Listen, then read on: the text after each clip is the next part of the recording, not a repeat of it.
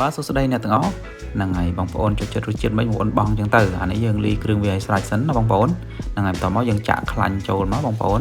ហ្នឹងហើយហើយរ៉ូឌីយើងដាក់តិចមកធ្វើម៉េចកុំឲ្យប្រៃមកលេងអំបិលទេមិនតែអត់ប្រៃទេហើយដាក់លឹកក្រូចចូលមកលឹកក្រូចហ្នឹងគឺយើង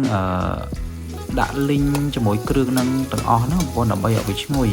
លីងចោះលីងឡើងកូរចោះកូរឡើងរហូតដល់គ្រឿងហ្នឹងវារលាយចូលគ្នាហើយស្លឹកក្រូចចាប់ផ្ដើមចេញប្រេងស្លឹកក្រូចមានក្លិនមកវាបងប្អូនក្លិនវាដោយសារប្រេងស្លឹកក្រូចនេះឯងយើងលីងចោះលីងឡើងរហូតដល់វាឲ្យញោមវារៀងស្រួយអញ្ចឹងណាបងប្អូនហ្នឹងហើយចឹងទៅវាមានក្លិនឈ្ងុយឈ្ងប់ហ្មងពេលដែលយើងលីងគឺឈ្ងុយមែនតើហ្មងឈ្ងុយពេញបន្ទប់តែម្ដងហ្នឹងហើយហើយយើងលីងចុះលីងឡើងលីងរហូតដល់វារៀងក្រៀមណាហ្នឹងហើយបងប្អូនសង្កេតមើលឃើញស្ករប៊ីចេងយើងម្ទេសហើយនឹងខ្ទឹមហ្នឹងវាចូលជាតិគ្នាមែនតើហ្នឹងហើយវាចាប់ផ្ដើមរលាយចូលគ្នាអញ្ចឹងណាបងប្អូន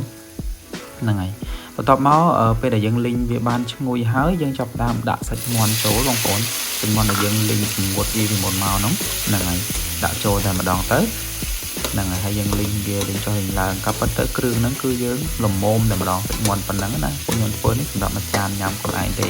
ចឹងបងប្អូនអាចយកទៅឆ្នៃបន្ថែមខ្លួនឯងទៀតធ្វើលក់ក៏បានធ្វើញ៉ាំខ្លួនឯងក៏បានដែររូបមន្តនេះ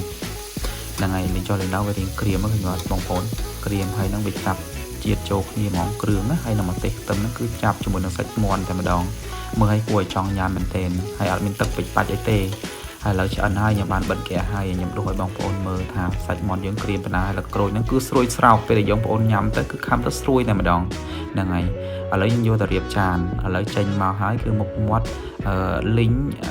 ទឹកក្រូចអំបិលម្ទេសសាច់មាន់ហ្នឹងហើយបងប្អូនគួរចង់ញ៉ាំអត់ឥឡូវបងប្អូនអាចយកទៅធ្វើតាមរូបមន្តខ្ញុំបានអរគុណច្រើនជួបគ្នានៅវីដេអូក្រោយទៀត